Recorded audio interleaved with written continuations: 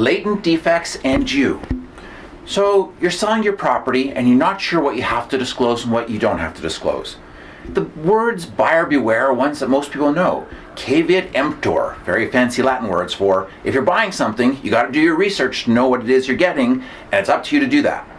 Now, there's some exceptions to that, and one of them is a latent defect.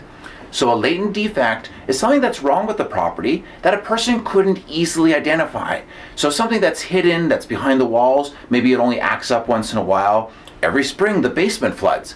That would be a latent defect that you have to disclose to a potential buyer. Now, something else to note, sometimes we find people who try to be sneaky about things.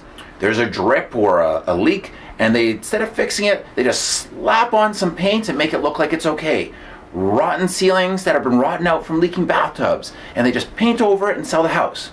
Not only is this a latent defect in that you can't readily see it, but it's one that if you ever got sued for doing that, the buyer would probably win because you're not allowed to hide things like that. That's just not allowed.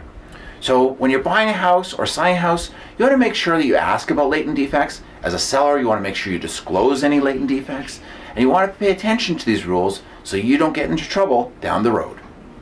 That's another Kahane Law Legal Minute. Thank you for watching. Don't forget, like our video, share our video, and don't forget to subscribe to our channel.